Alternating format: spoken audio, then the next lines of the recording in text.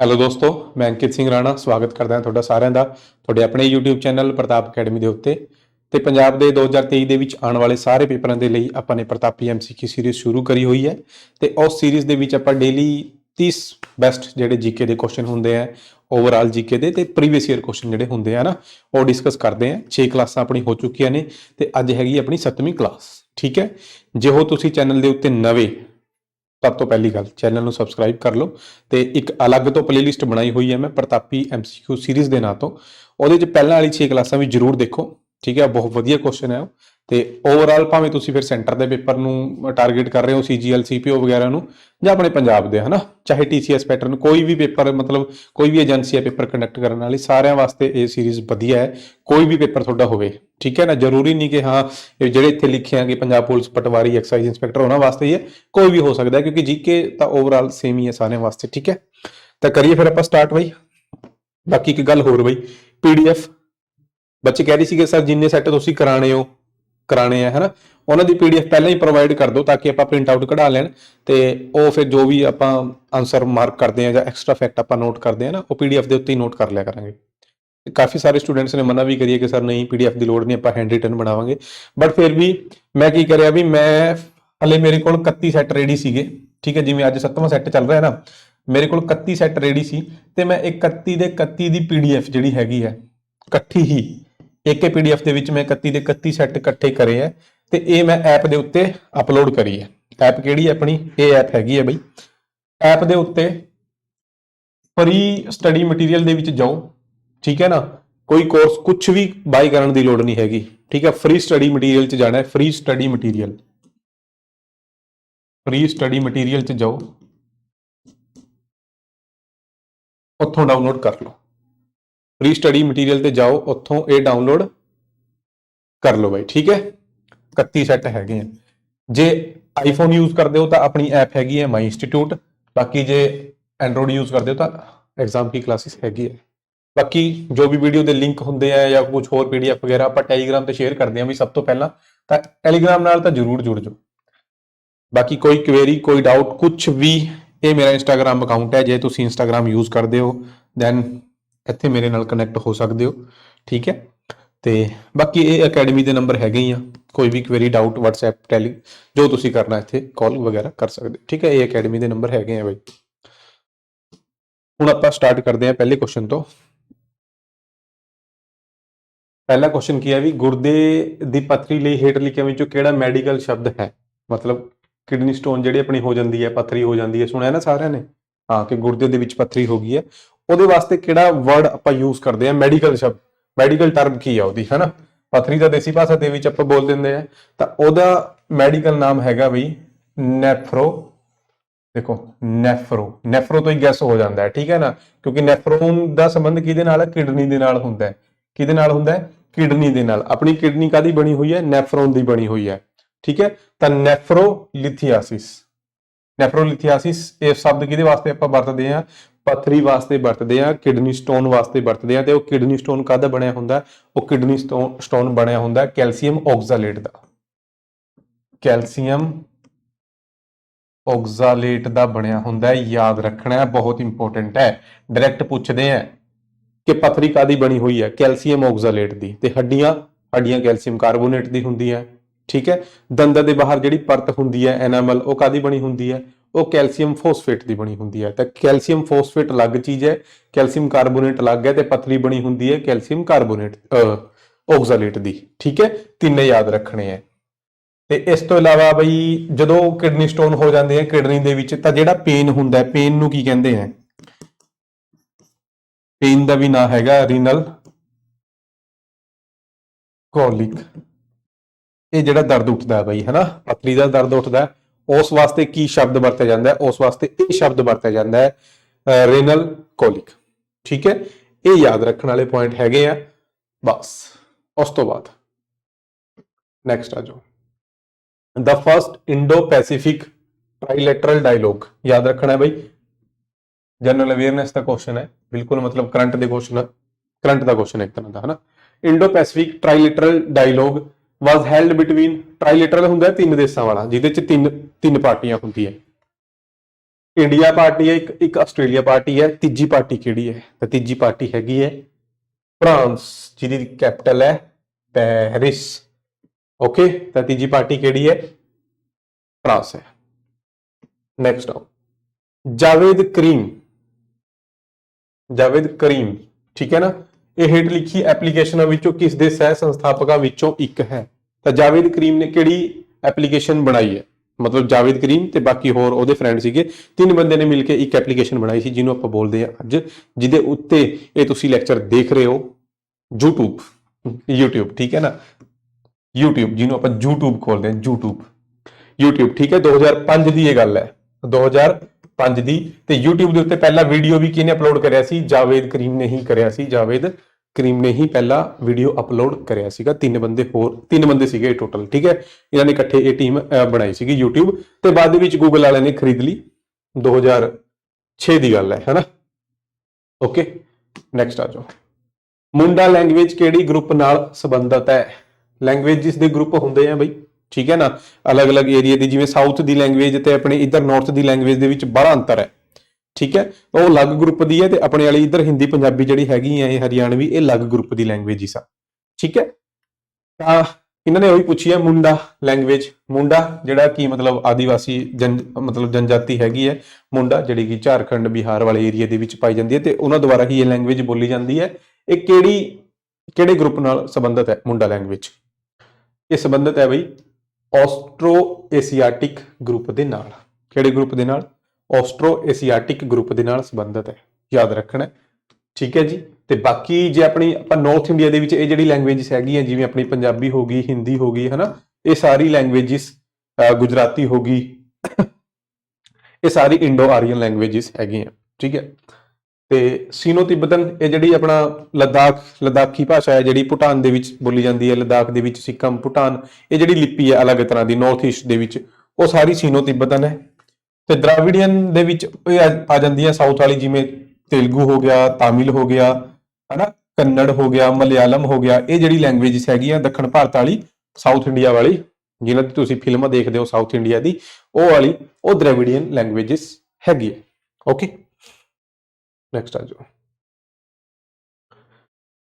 ਹਾਂਜੀ, ਬੱਚਿਆਂ ਦਾ ਮੁਫਤ ਅਤੇ ਲਾਜ਼ਮੀ ਸਿੱਖਿਆ ਦਾ ਅਧਿਕਾਰ, ਇਹ ਐਕਟ ਆਇਆ ਸੀ 2009 ਦੇ ਵਿੱਚ, ਠੀਕ ਹੈ, ਜਿਹਦੇ ਚ ਕਿੰਨੇ ਸਾਲ ਤੋਂ ਲੈ ਕੇ ਕਿੰਨੇ ਸਾਲ ਤੱਕ ਦੇ ਬੱਚਿਆਂ ਨੂੰ ਬੁਨਿਆਦੀ ਅਧਿਕਾਰ ਮਿਲਦਾ ਹੈ ਸਿੱਖਿਆ ਦਾ ਬੁਨਿਆਦੀ ਅਧਿਕਾਰ ਮਿਲਦਾ ਹੈ ਬਈ, ਇਹ ਦੱਸਣਾ ਹੈ। ਤਾਂ ਇਹ ਗੱਲ ਹੈਗੀ ਹੈ 6 ਤੋਂ ਲੈ ਕੇ 14 ਸਾਲ ਤੱਕ ਦੇ ਬੱਚਿਆਂ ਦੀ, 6 ਤੋਂ ਲੈ ਕੇ 14 ਸਾਲ ਤੱਕ ਦੇ ਬੱਚਿਆਂ, ਠੀਕ ਹੈ। ਇਹ ਐਕਟ ਦੇ ਥਰੂ ਹੈ। ਬਾਕੀ ਸੰਵਿਧਾਨ ਦੇ ਵਿੱਚ ਤਾਂ ਇਹ ਤੁਹਾਨੂੰ ਪਤਾ ਹੈ 2002 ਦੇ ਵਿੱਚ ਜਿਹੜਾ ਸੰਸ਼ੋਧਨ ਹੋਇਆ ਸੀ, 86ਵਾਂ ਸੰਸ਼ੋਧਨ ਅਟਲ ਬਿਹਾਰੀ ਵਾਜਪੇਈ ਜੀ ਦੇ ਟਾਈਮ, ਉਹਦੇ ਚ ਫੰਡਾਮੈਂਟਲ ਡਿਊਟੀਜ਼ ਚ ਵੀ ਐਡ ਕਰਿਆ ਗਿਆ, ਫੰਡਾਮੈਂਟਲ ਰਾਈਟਸ ਚ ਵੀ ਐਡ ਕਰਿਆ ਗਿਆ, ਤੇ ਡੀਪੀਐਸਪੀ ਦੇ ਵਿੱਚ ਵੀ ਐਡ ਕਰਿਆ ਗਿਆ ਸੀ। ਤਿੰਨੇ, ਸਰਕਾਰ ਦੀ ਵੀ ਡਿਊਟੀ ਲਗਾਈ ਗਈ ਹੈ, ਸਾਡੀ ਆਪਣੀ ਵੀ ਡਿਊਟੀ ਹੈ, ਤੇ ਬੱਚਿਆਂ ਦਾ ਵੀ ਅਧਿਕਾਰ ਹੈ ਐਜੂਕੇਸ਼ਨ ਲੈਣ ਦਾ, ਠੀਕ ਹੈ ਨਾ। ਉਹ ਅਲੱਗ ਚੀਜ਼ ਹੈ, ਇਹ ਅਲੱਗ ਐਕਟ ਹੈ, ਠੀਕ ਹੈ। ਨੈਕਸਟ, ਦਿੱਲੀ ਲਾਹੌਰ ਬੱਸ ਸੇਵਾ ਪਹਿਲੀ ਵਾਰ ਕਦੋਂ ਸ਼ੁਰੂ ਹੋਈ ਸੀ? ਤੁਹਾਨੂੰ ਪਤਾ ਹੈ ਦਿੱਲੀ ਤੋਂ ਲੈ ਕੇ ਲਾਹੌਰ ਤੱਕ ਬੱਸ ਚੱਲਦੀ ਹੈ, ਠੀਕ ਹੈ ਜੀ। ਤੇ ਪਹਿਲੀ ਵਾਰ ਕਦੋਂ ਸ਼ੁਰੂ ਹੋਈ ਸੀ? ਤਾਂ ਪਹਿਲੀ ਵਾਰ ਸ਼ੁਰੂ ਹੋਈ ਸੀ 1999 ਦੇ ਵਿੱਚ। ਕਦੋਂ ਸ਼ੁਰੂ ਹੋਈ ਸੀ? 1999 ਦੇ ਵਿੱਚ। ਤੇ ਉਸ ਬੱਸ ਦਾ ਨਾਂ ਕੀ ਹੈ? ਸਦਾਏ ਸਰਹੱਦ, ਲਿਖ ਲਿਓ, ਸਦਾਏ ਸਰਹੱਦ। ਓਕੇ, ਤੇ ਦੋ ਟ੍ਰੇਨਾਂ ਵੀ ਚੱਲਦੀਆਂ ਇੰਡੀਆ ਤੇ ਪਾਕਿਸਤਾਨ ਵਿਚਕਾਰ। ਇੱਕ ਪੰਜਾਬ ਦੇ ਥਰੂ ਚੱਲਦੀ ਹੈ, ਉਹਨੂੰ ਆਪਾਂ ਬੋਲਦੇ ਹਾਂ ਸਮਝੌਤਾ ਐਕਸਪ੍ਰੈਸ। ਕੀ ਬੋਲਦੇ ਆ? ਸਮਝੌਤਾ ਐਕਸਪ੍ਰੈਸ, ਜਿਹੜੀ ਕੀ ਚਲੀ ਸੀ ਭਾਈ 1976 ਦੇ ਵਿੱਚ। ਸਮਝੌਤਾ ਐਕਸਪ੍ਰੈਸ ਦਿੱਲੀ ਤੋਂ ਲਾਹੌਰ ਹੈ, ਤੇ ਆਪਣੇ ਇੰਡੀਆ ਵੱਲ ਜਿਹੜਾ ਆਖਰੀ ਸਟੇਸ਼ਨ ਹੈ ਉਹ ਅਟਾਰੀ ਹੈ, ਤੇ ਪਾਕਿਸਤਾਨ ਵੱਲ ਜਿਹੜਾ ਪਹਿਲਾ ਸਟੇਸ਼ਨ ਹੈ ਉਹ ਵਾਗਾ ਹੈ। ਕਿਹੜਾ ਹੈ? ਵਾਗਾ। ਤੇ ਇਹ ਕੁਐਸਚਨ SSS ਬੋਰਡ ਪੁੱਛ ਚੁੱਕਿਆ ਹੈ। ਸਭ ਤੋਂ ਆਪਣੇ ਇੰਡੀਆ ਵਾਲੀ ਸਾਈਡ ਸਭ ਤੋਂ ਆਖਰੀ ਸਟੇਸ਼ਨ ਕਿਹੜਾ ਹੈ? ਅਟਾਰੀ ਹੈ। ਤੇ ਪਾਕਿਸਤਾਨ ਵਾਲੀ ਸਾਈਡ ਪਰਲੀ ਸਾਈਡ ਪਹਿਲਾ ਸਟੇਸ਼ਨ ਕਿਹੜਾ ਹੈ? ਵਾਗਾ ਹੈ, ਠੀਕ ਹੈ। ਇਹ ਸਮਝੌਤਾ ਐਕਸਪ੍ਰੈਸ ਹੈ ਜਿਹੜੀ 1976 ਚ ਚਲੀ ਸੀ। ਇੱਕ ਹੋਰ ਚੱਲਦੀ ਹੈ ਥਾਰ ਐਕਸਪ੍ਰੈਸ। ਥਾਰ ਕਿਹੜੀ ਐਕਸਪ੍ਰੈਸ ਚੱਲਦੀ ਹੈ ਜੀ? ਥਾਰ ਐਕਸਪ੍ਰੈਸ ਚੱਲਦੀ ਹੈ। ਤੇ ਇਹ ਨੋਰਮਲ ਜੀ ਗੱਲ ਹੈ, ਥਾਰ ਮਾਰੂਥਲ ਦੇ ਵਿੱਚ ਚੱਲੂਗੀ, ਯਾਨੀ ਰਾਜਸਥਾਨ, ਯਾਨੀ ਕਿ ਜੋਧਪੁਰ ਤੋਂ ਲੈ ਕੇ ਚੱਲਦੀ ਹੈ ਇਹ ਕਰਾਚੀ ਕੈਂਟ ਤੱਕ। ਤੇ ਜੋਧਪੁਰ ਦੇ ਵਿੱਚ ਸਭ ਤੋਂ ਆਖਰੀ ਸਟੇਸ਼ਨ ਕਿਹੜਾ ਆਪਣੇ ਇੰਡੀਆ ਵੱਲ? ਆਪਣੇ ਇੰਡੀਆ ਵੱਲ ਹੈਗਾ ਬਈ ਭਗਤ ਕੀ ਕੋਠੀ। हाँ ये स्टेशन है, ठीक है ना। भगत की कोठी ये आखिरी जगह है, ਤੇ ਭਗਤ ਦੀ ਕੋਠੀ ਤੋਂ ਲੈ ਕੇ ਕਰਾਚੀ ਕੈਂਟ ਤੱਕ ਚੱਲਦੀ ਹੈ, ਯਾਨੀ ਜੋਧਪੁਰ बोल सकते हो ਤੁਸੀਂ, जोधपुर तो कैंट जी है कराची कैंट है वो चलती है, ठीक है। थार एक्सप्रेस, ठीक है भाई। होर कोई पॉइंट? नेक्स्ट, उच्च अदालत द्वारा हेठली अदालत या ट्रिब्यूनल ਨੂੰ किस किस्म की रिट जारी की जाती है, ठीक है जी। Higher court to lower court दो तरह की ही रिट जारी होंगी है। इन्होंने किहड़ी पूछी है? जो बाद वाले ਨੂੰ यानी ਹੇਠਲੀ ਅਦਾਲਤ ਜਾਂ ਟ੍ਰਿਬਿਊਨਲ ਨੂੰ ਆਪਣੇ ਅਧਿਕਾਰ ਖੇਤਰ ਤੋਂ ਵਧਣ ਜਾਂ ਕਿਸੇ ਅਧਿਕਾਰ ਖੇਤਰ ਨੂੰ ਹੜਪਣ ਤੋਂ ਰੋਕ ਕੇ ਜਾ ਸਕੇ, मतलब ਕਿਸੇ ਹੋਰ ਅਧਿਕਾਰ ਖੇਤਰ ਦੇ ਵਿੱਚ ਕੰਮ ਕਰਨ ਤੋਂ ਰੋਕਦੀ ਹੈ, ਠੀਕ ਹੈ ਨਾ, ਜਿਹੜਾ ਉਸ ਕੋਲ ਨਹੀਂ ਹੈ। मतलब कि क्वेश्चन ਨੂੰ ਸਮਝੋ ਤੁਸੀਂ, ਜੇ ਪੋਲਿਟੀ ਪੜ੍ਹੀ ਹੋ ਤਾਂ क्वेश्चन ਸਮਝ ਗਏ, ਜੇ ਨਹੀਂ ਪੜ੍ਹੀ ਹੈ ਮੈਂ ਤੁਹਾਨੂੰ ਸਮਝਾਉਂਦਾ क्वेश्चन। ਹਾਇਰ ਕੋਰਟ ਜਿਹੜੀ ਹੁੰਦੀ ਹੈ ਉਹ ਆਪਣੇ ਤੋਂ ਥੱਲੇ ਵਾਲੀ ਕੋਰਟ ਨੂੰ, ਲੋਅਰ ਕੋਰਟ ਜਿਹੜੀ ਹੈਗੀ ਹੈ ਕੋਈ ਵੀ ਹੋ ਸਕਦੀ ਹੈ, ਲੋਅਰ ਕੋਰਟ ਜਾਂ ਫਿਰ ਕੋਈ ਟ੍ਰਿਬਿਊਨਲ ਹੋ ਸਕਦਾ ਹੈ ਜਿਹਦੇ ਵਿੱਚ ਕੋਈ ਮਾਮਲਾ ਚੱਲਦਾ ਹੈ, ਠੀਕ ਹੈ ਨਾ। ਇਹਨਾਂ ਨੂੰ ਰਿਟ ਜਾਰੀ ਕਰਕੇ ਕਿਹਾ ਜਾਂਦਾ ਹੈ ਕਿ ਜਿਹੜਾ ਵੀ ਕੇਸ ਤੁਹਾਡੇ ਕੋਲ ਚੱਲ ਰਿਹਾ ਹੈ, ਠੀਕ ਹੈ ਨਾ, ਕੋਈ ਵੀ ਕੇਸ ਤੁਹਾਡੇ ਕੋਲ ਚੱਲ ਰਿਹਾ, ਠੀਕ ਹੈ, ਜਿਹੜਾ ਕਿ ਤੁਹਾਡੇ ਦਾਇਰੇ ਦੇ ਵਿੱਚ ਨਹੀਂ ਆਉਂਦਾ, ਤੁਹਾਡੇ ਅਧਿਕਾਰ ਖੇਤਰ ਦੇ ਵਿੱਚ ਨਹੀਂ ਆਉਂਦਾ, ਉਹਨੂੰ ਰੋਕਣਾ ਹੈ ਬਈ। ਰੋਕਣਾ मतलब ਪ੍ਰੋਹੀਬਿਟ ਕਰਨਾ ਹੈ, ਰੋਕ ਦੇਣਾ, ठीक है ना, रोक देना। तो ਇਹਦਾ फिर आंसर की हो गया? प्रोहिबिट करना है, प्रोहिबिट, ठीक है। याद रखना है रिटा 5 तरह दी ਹੁੰਦੀਆਂ ਕਿੱਥੋਂ ਲਈਆਂ ਆਪਾਂ ਨੇ? ਬ੍ਰਿਟੇਨ ਤੋਂ ਲਈਆਂ ਬਈ। ਕਿੱਥੋਂ ਲਈਆਂ? ਬ੍ਰਿਟੇਨ ਤੋਂ ਲਈ ਹੋਈਆਂ 5 ਤਰ੍ਹਾਂ ਦੀ ਰਿਟਾਂ, ਤੇ ਸੁਪਰੀਮ ਕੋਰਟ ਆਰਟੀਕਲ 32 ਦੇ ਤਹਿਤ ਰਿਟ ਜਾਰੀ ਕਰਦੀ ਹੈ। ਸੁਪਰੀਮ ਕੋਰਟ ਕਰਦੀ ਹੈ, ਹਾਈ ਕੋਰਟ ਨਹੀਂ।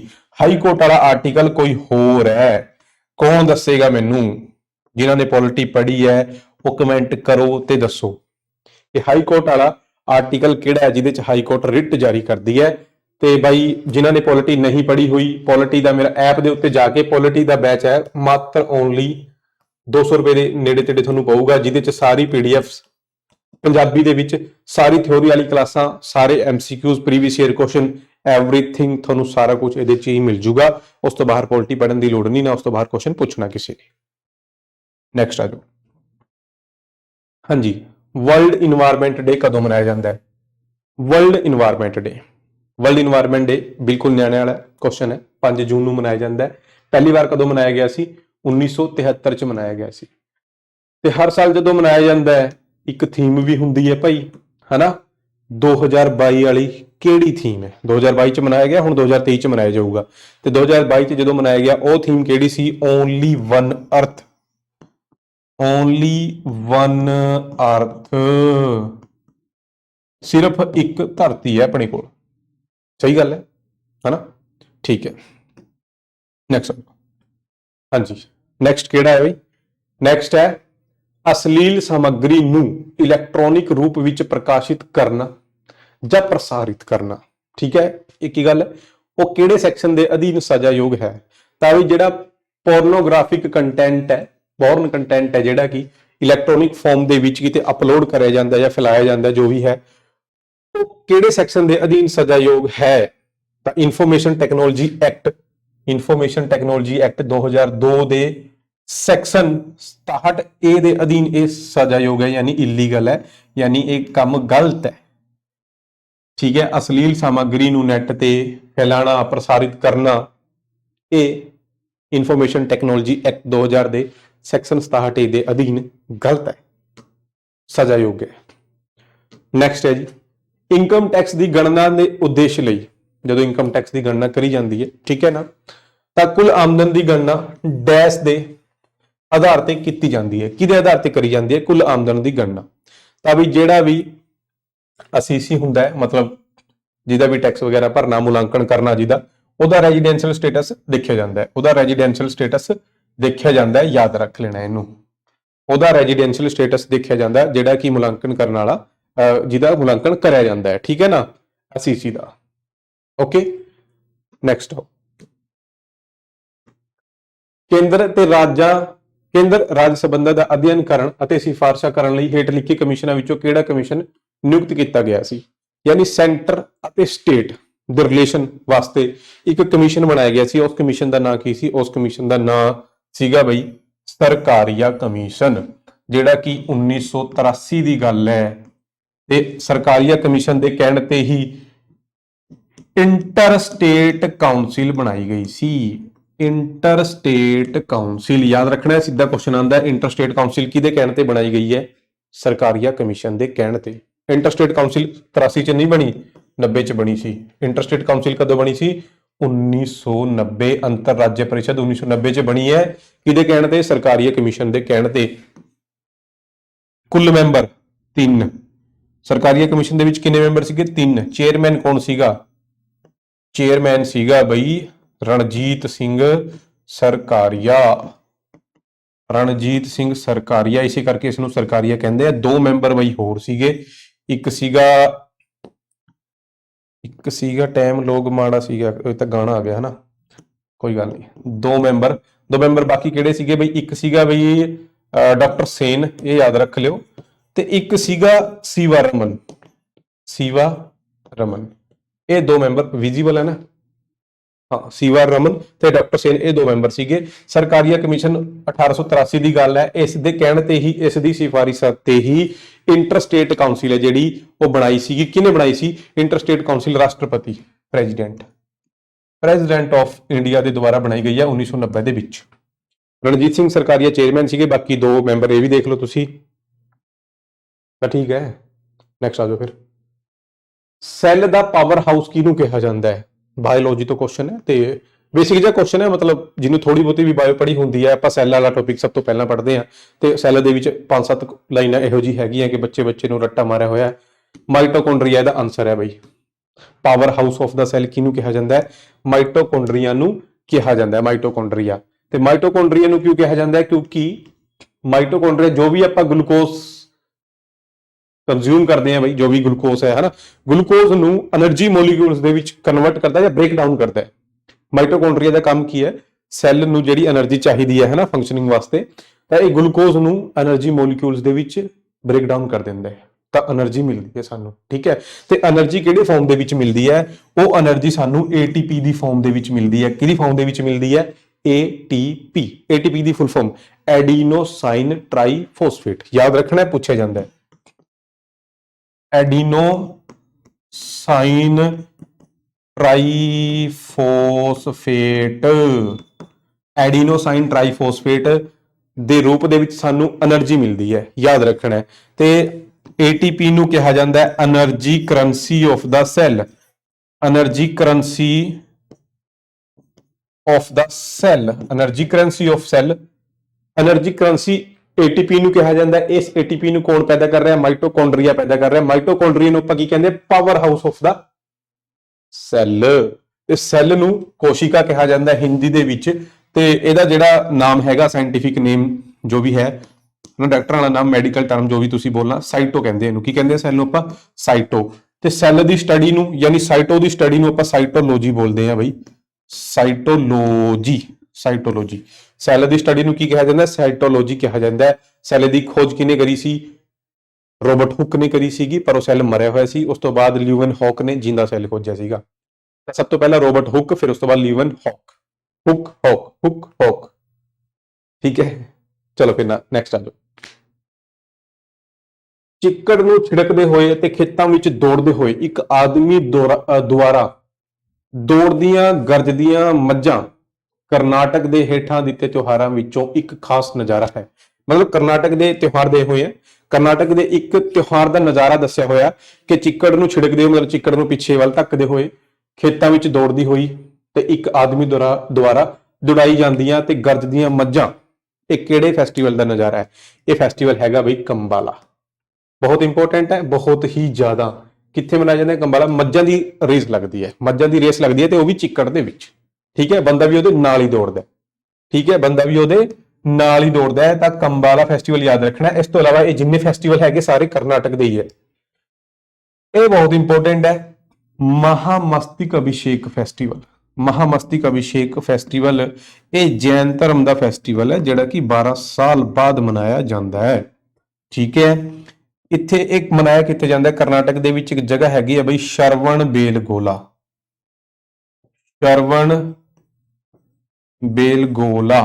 ਬੇਲਗੋਲਾ ਜੈਨੀਆਂ ਦੀ ਸਭ ਤੋਂ ਮਤਲਬ ਜਿਹੜੀ ਖਾਸ ਪਵਿੱਤਰ ਸਥਾਨ ਹੈਗੇ ਆ ਜੈਨ ਧਰਮ ਦੇ, ਉਹਨਾਂ ਵਿੱਚੋਂ ਇੱਕ ਹੈਗੀ ਹੈ ਸ਼ਰਵਣ ਬੇਲਗੋਲਾ। ਕਰਨਾਟਕ ਦੇ ਵਿੱਚ ਹੈ, ਚੰਦਰਗਿਰੀ ਦੀ ਪਹਾੜੀਆਂ।